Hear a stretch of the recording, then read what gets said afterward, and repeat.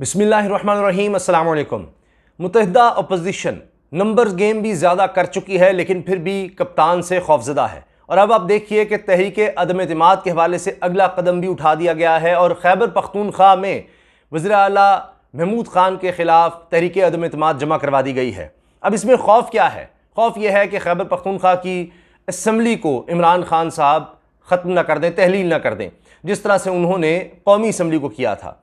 लेकिन अजीब बात यह है कि यहाँ पर तहरीक इंसाफ के 97 लोग हैं, 97 MPs हैं, जबकि अपोजिशन के पास 51 है। तो ये तकरीबन आध का फ़र्क है। लेकिन उसके बावजूद ये क्यों समझ रहे हैं कि ये काम ये कर सकते हैं और इनके लिए अब रुकावटें क्या क्या हैं और परेशानियाँ क्या क्या हैं, इसी पर हम बात करेंगे। क्या ज़रूरत है कि जी अब मुत्तहिदा अपोजिशन इतनी ज़्यादा मजबूत होते हुए भी, जियो की खबर है, जियो जिसको मुत्तहिदा अपोजिशन बहुत ज़्यादा ऑथेंटिक और अपना मानती है, जियो की खबर है कि मुसाहलत की पेशकश कर दी गई है मुत्तहिदा अपोजिशन की तरफ से इमरान खान साहब को। इसकी ज़रूरत क्यों पेश आई और अब वहाँ पर किस तरह से मंडी का आगाज़ हो रहा है, उसकी भी तस्दीक हो गई है। अब देखें, ये जो तहरीक अदम एतमाद है, ये तो ज़ाहिर है बैरूनी ताकतों ने फैसला करना है कि कितनी मंडी लगेगी, क्या रेट लगेगा, कितनी इजाज़त है, क्या नहीं है। क्योंकि अब आपने सिंध हाउस भी देख लिया, अब लाहौर का होटल भी देख लिया, तो अब बारी है पेशावर की किसी होटल की। लेकिन मसला बहुत ज़्यादा बड़ा बन गया है मुत्तहिदा अपोजिशन के लिए खैबर पख्तूनख्वा में। एक तो ज़ाहिर है कि नंबर गेम है, लेकिन वहाँ पर अगर 30-40 लोग पंजाब में ख़रीदो फरोख्त हो सकती है भेड़ बकरियों की तरह, तो यहाँ पर भी अगर आप देखें कि चलें 50 लोग हैं, उधर 97 हैं, तो अगर 20-25 लोग ख़रीद लिए जाते हैं, तो देखिए वो 20-25 जब इधर आएंगे तो फिर मुकाबला बड़ा सख्त हो जाएगा। तो बाहर से आशीर्वाद भी है, सारा है, और फिर वो बेल्ट आपको पता है कि खैबर पख्तूनख्वा की अफ़गानिस्तान के साथ भी लगती है, तो वो भी बड़ी अहमियत उसकी बन जाती है। तो अब पहले भी हो चुका है, तो आपने देखा था कि कुरान मजीद पर हलफ भी दिए, लेकिन फिर भी पकड़े गए, जनाब पैसे लिए थे सेनेट में वोट डालने के लिए। तो अब आप देखें कि वहाँ पर ये हरकत करने की कोशिश हो रही है। तो अब अगर तो पैसे देखें, रेट किस हद तक जाता है, बैरूनी ताकत का कितना इसमें असर रसूख होता है, तो कुछ भी मतलब हो सकता है। मगर अवाम का जो रिएक्शन आ रहा है, आप यकीन जानिए कि जो लोग वहां पर इस तरह निकल रहे हैं, सोशल मीडिया भरा पड़ा है जगह जगह पर, जिस तरह से लोगों ने, खासतौर पर मैं दीर की देख रहा था फुटेज, नारे लगा रहे हैं आज़ादी आज़ादी आज़ादी। यानी ये सूबा सबसे ज़्यादा मुतासर हुआ दहशतगर्दी की जंग में, दहशतगर्दी के खिलाफ जंग में।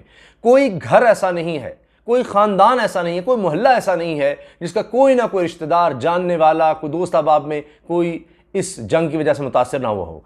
इनको बहुत ज़्यादा अपनी खुद मुख्तारी का है, बहुत ज़्यादा एहसास है, पूरे पाकिस्तान को है, पूरा पाकिस्तान उठ खड़ा हुआ है। यानी वो कप्तान जो है ना, वो एक तूफ़ान बन गए हैं। इतनी ज़्यादा वहाँ पर तादाद में लोग निकल रहे हैं और पुरजोश हैं कि ये जो अब लोटे बनेंगे, अगर कोई लोटा बनता है तो उसके लिए बड़ा मुश्किल हो जाएगा निकलना। वो अब ये जो 20-30 करोड़ रुपए की गेम है, वो 1 अरब रुपया भी ले लेगा तो वो यहाँ से फिर मुल्क से ही जाएगा, यहाँ नहीं रह सकता। वो जिस तरह का जोश वहाँ पर नज़र आ रहा है, वहाँ सिर्फ और सिर्फ ये दिखाने के लिए कि जी फिलहाल इमरान खान असम्बली तहलील ना करे, इसलिए किया गया है। इमरान खान साहब का ऐसा कोई इरादा नज़र भी नहीं आ रहा, और मुझे नहीं लगता, अगरचे पैसे ऑफ़र करना शुरू कर दिया गया है अपोजिशन की तरफ से, और ये तस्दीक की है तैमूर झगड़ा साहब ने, जो कि सूबाई वज़ीर ख़जाना और सेहत भी हैं, और उन्होंने बताया कि फ़ौरी तौर पर अभी तहरीक अदम एतमाद आई है, फ़ौरी तौर पर फ़ोन जो हैं वो जनाब आने लग गए हैं अपोजिशन के। एक रहनुमा ने फ़ोन किया और उन्होंने कहा कि सब बिकने के लिए नहीं होते, सब बिकाऊ माल नहीं होता, और मैंने फ़ौरी तौर पर CM को इस हवाले से आगाह कर दिया। अब आप देखें किस तरह से यहाँ पर रेट और मंडियाँ लग रही हैं। तो वो समझा कि जनाब चूँकि हमने विफाक में ये काम करके दिखा दिया, उसके बाद हमने पंजाब में ये काम करके दिखा दिया, तो अब क्या मसला है, इसलिए नारे लगा रहे हैं जी आज़ाद कश्मीर में भी कर देंगे, गिलगित-बल्तिस्तान में भी कर देंगे, अब खैबर पख्तूनख्वा में भी आ गए हैं। लेकिन ये गेम इतनी आसान नहीं है।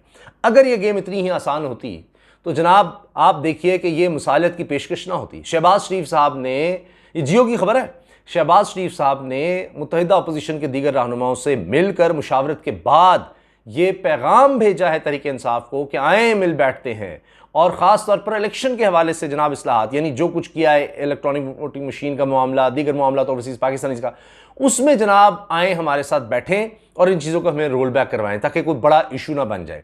तो ये कहाँ की बात सोच रहे हैं? इनका ख्याल है कि बाहर के जो आका हैं वो इमरान खान पर भी दबाव डाल देंगे और इस तरह का काम हो जाएगा। अब आप देखिए कि इसके साथ साथ ये खबरें भी आ गई हैं, ये भी जीओई की खबर है कि इसहाक डार साहब जो है ना वो वापस आ रहे हैं। अभी खलीज टाइम्स का मैं देख रहा था, वहाँ खबर छप गई है कि मियाँ नवाज शरीफ की तबीयत में अचानक बेहतरी हुई है और डॉक्टर्स ने उनको ट्रैवल करने की इजाज़त दे दी है, सफ़र करने की इजाज़त दे भी दी है। तो ये कितनी तेज़ी से चीज़ें बदल रही हैं। देखिए क्या क्या हो रहा है यहाँ पर, क्या क्या हो रहा है। लेकिन मुझे नहीं लगता ये सब अब इतना आसान होगा।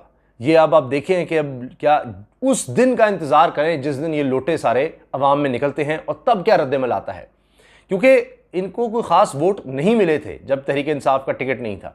अब खैबर पख्तूनख्वा में ये जो इमरान खान साहब ने बयानिया बनाया है, जो ये ख़त का मामला है, जिस तरह वो सब चीज़ें लोगों के सामने ले आए हैं, इसके बाद मुझे नहीं लगता कि जनाब पूरे पाकिस्तान में और ख़ास तौर पर खैबर पख्तूनख्वा में ये अब अपोजिशन की दाल गल सकेगी। ये बेशक मंडी लगा के देख लें, लेकिन लोग उस तरह से नहीं आएंगे। ये अब यानी 40-50 लोग उनको कहाँ तक पैसे देंगे, कहाँ तक ये बात छुपी रहेगी, ये बहुत मुश्किल है। बहरहाल देखते हैं कि क्या होता है, क्योंकि अभी आप देखें कि 96 लोग तहरीक इंसाफ के हैं जी यहाँ पर खैबर पख्तूनख्वा में, और अवामी नेशनल पार्टी के 12 हैं, जमात इस्लामी के 3 हैं, बलूचिस्तान अवामी पार्टी के 4 हैं, JUI के 15 हैं, पीपल्स पार्टी के 6 और मुस्लिम लीग नून के 7 मेंबरान हैं। देखिए देखा आपने कि सारे मिलाकर भी कहीं कम है, आधे भी नहीं बनते। लेकिन ये बात देखिए कि जब बैरूनी ताकतें इन्वॉल्व हो जाएं तो फिर कोई मसला नहीं है। 155 लोगों वाली जमात, MNAs 155, तहरीक इंसाफ, वो कैसे आप देखिए अक़लियत में बदल देते हैं, पीपल्स पार्टी और नून लीग मिलाकर। यानी जो अब वज़ीर-ए-आज़म किसका होगा, जिसकी कोई 85-86 सीटें हैं, वो 155 वाला नहीं, 85 सीटों वाला, क्योंकि हुक्म आ गया है तो जनाब उनके हुक्म पर चलना है और मामला तो इसी तरह चलाने हैं। मगर इतना भी नहीं होता, पूरी अपनी वो जोर लगा रहे हैं। उन्होंने बाहर भी रिपोर्ट भेजनी है कि जनाब देखें हम किस हद तक कामयाब हुए हैं, आपने हम पर जो ट्रस्ट किया, हमें जो टास्क दिया, देखिए फिर हम क्या करते हैं। तो अब देखते हैं खैबर पख्तूनख्वा में क्या होता है। लेकिन यह ज़रूर है कि जो कौम है वो अब निकल आई है, वो बेदार हो गई है। और ये जो आज़ादी की हवाले से बात हो रही है कि हमने ये ख़ुद मुख्तारी और आज़ादी ये बैरूनी ताकतों से भी हासिल करनी है, ये कह देना एक साबिक़ वज़ीर दिफ़ा भी हो और साबिक़ वज़ीर ख़ारजा भी हो। सोच देखें ना, ख्वाजा आसिफ साहब यानी कैसी जगहों पर रह चुके हैं। दिफ़ा की बात उनके अंडर एक तरह से सारी ये हमारी अफवाज आती हैं, उन्होंने उसको देखना होता है दिफ़ा वाला बंदा क्या कह रहा है जी साबिक़। और शायद अब भी उनको जनाब आगे अगर हुकूमत बनती है अपोजिशन की तो उनको इसी तरह का पोर्टफोलियो मिले और वज़ीर ख़ारजा भी रहें। यानी दोनों पोर्टफोलियो रखने वाला क्या कह रहे हैं, हम तो वेंटिलेटर पे हैं अमेरिका के, हम तो ड्रिपें लगी हुई हैं, हम तो ख़त्म हो जाएंगे उसके बगैर, हमारी सांसें बंद हो जाएंगी। तो आप सोचिए ना कि क्या सोच है। लेकिन क्या खैबर पख्तूनख्वा के लोग भी इसी सोच की तरह है? क्या पाकिस्तान के लोग इसी सोच की तरह हैं? नहीं जनाब, ऐसा नहीं है। अब लोग इस चीज़ को समझ गए हैं, इन्होंने जितना करना था कर लिया। अब वहाँ पर मुझे नहीं लगता कि मुमकिन हो, कुछ हो सकता है क्योंकि अब रेट इतना ऊपर चला जाएगा तो कुछ ज़मीर ख़रीदे जा सकते हैं, लेकिन इतना नहीं हो सकेगा कि मैंने जिस तरह बताया 97 लोग हैं तहरीक इंसाफ के, शायद चंद लोगों को ये कर सकें क्योंकि कई मुलाकातें ये करवा चुके हैं सारी। मगर अब ये सारा ड्रामा चुके, ये सारा प्लान, ये सारी गेम साजिश अब सबके सामने आगे एक्सपोज हो गया। तो अब ये जो अगर ज़मीर जागेंगे ना तो ये किसी ने अब मानना नहीं है मज़ीद। इजाज़त दीजिए, अल्लाह हाफ़िज़।